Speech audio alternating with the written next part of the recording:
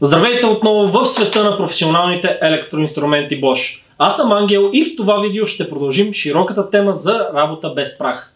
Контролът на праха по време на работа е това, което предлагаме на потребителите. В този епизод от мини сериала ще ви представим някои от нашите професионални 18V безжични перфоратори, заедно с решения за прахолавяне. Нека се захващаме за работа. Перфораторът е признат за безспорен специалист в пробиването на бетон. Благодарение на начина си на работа и в комбинация с специализирани аксесуари, перфораторът е в състояние лесно и ефективно да пробие през твърдия материал, който е бетон или дори стоманобетон. Като лек и компактен инструмент по отношение на енергията, която развива, и с размерите на работите, които е в състояние да изпълни. Перфораторите с 18V батерия, които ви представяме в този клип, заедно с оборудването за отстраняване на прах, което могат да използват, са следните.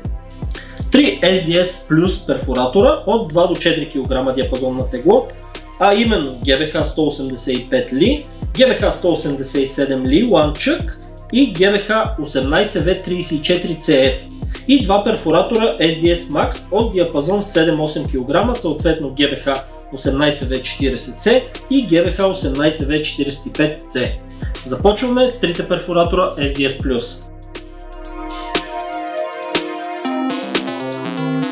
По отношение на контрола на праха, образуван по време на работа, тези перфоратори SDS+ могат да използват следните решения.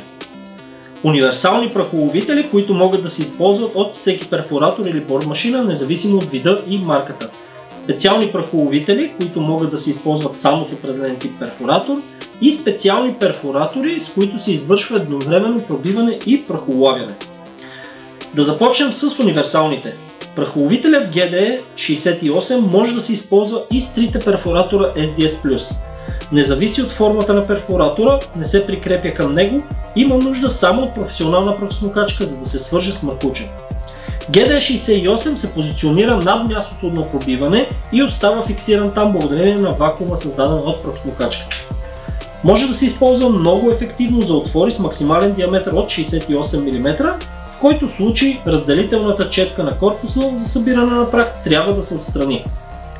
Друг универсален аспиратор, който както GDE68 се нуждае само от пръхосмокачка, за да бъде свързан, е адаптерът Expert SDS Clean for Drilling, с който могат да се изпълняват отвори с прахоотвеждане с диаметър от 5 до 16 мм.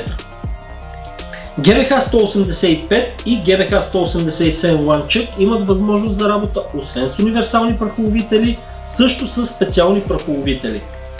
GBH 185 може да се ползва изключително прахоловител GDE12.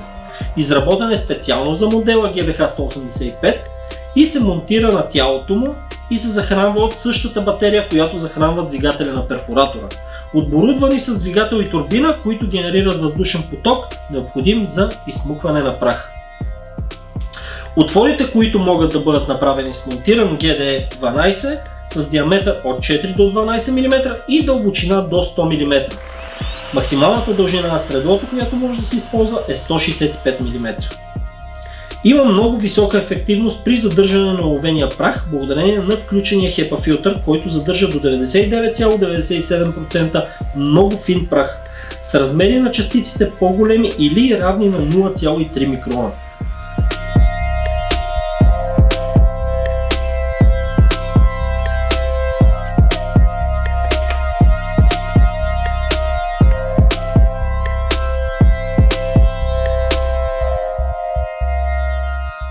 За улесняване на изпълнението с екстрактора има светлодиод за осветяване на работната зона и има гумено парче с колиматорни маркировки, монтирано върху контактната зона с стената, за да улесни потребителя да позиционира перфоратора възможно най-точно на място на изпълнение на отвора.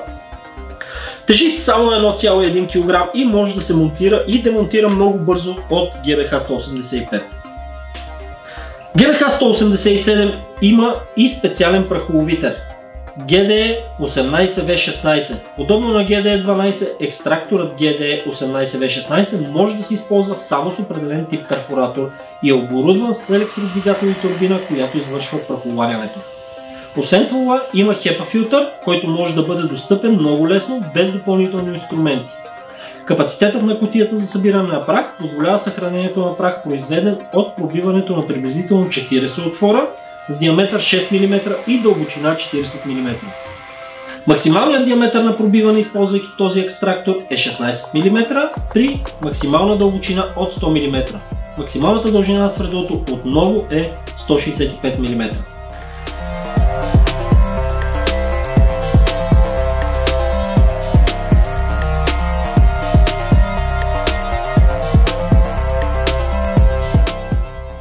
Специални комплекти с свердла за прахолавяне, които могат да се използват с перфоратори SDS+, те се наричат Expert SDS Clean Plus 8X и изискват само свързване към маркуча на професионалната пръснокачка.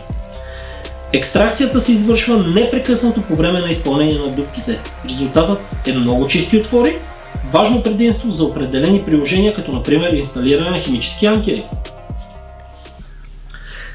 Нека сега да преминем и към двата перфоратора SDS Max GBH 18V40C и 18V45C.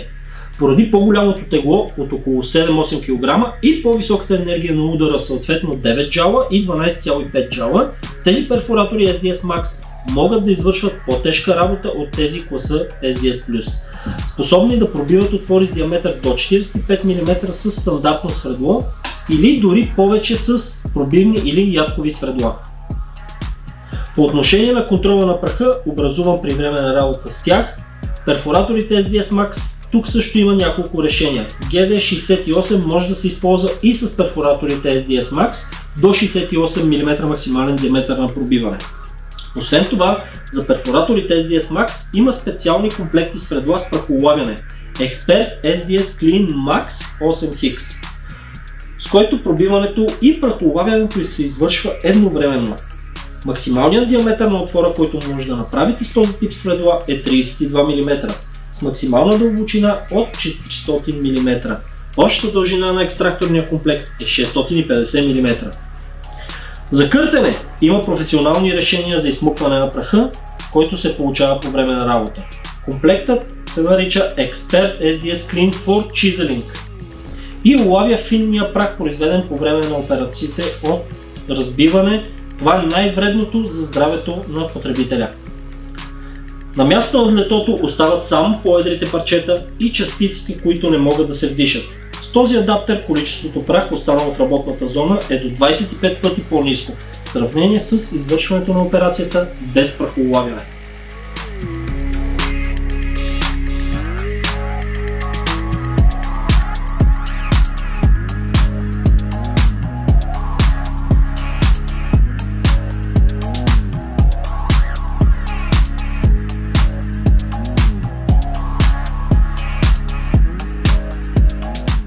Надявам се, че материалът, който току-що видяхте, ще ви помогне да изберете оптималното решение за вашите проекти. Вече имате под ръка кратко ръководство за работни решения без прах за всички видове перфоратори. Тъй като имахте професионализма да изгледате до края на нашето обучително видео, искам да ви предложа да участвате в игра, подготвена от моите колеги. Всичко, което трябва да направите, е да споделите видеото и да отговорите в коментар под видеото на следния въпрос. А той е: как се наричат новите свердла SDS Plus на Bosch, които имат вградена система за прахоулавяне? В края на месеца 5 от вас, отговорили вярно и споделили видеото, ще получат страхотни награди от нас след жребий. Успех! И не забравяйте да регистрирате вашите професионални електроинструменти, батерии и зарядни в нашето приложение Pro 360. Освен че получавате 3 години гаранция, вие получавате и допълнителни точки, които може да разменяте за различни продукти. Повече ще научите на Bosch Pro 360. До нови срещи!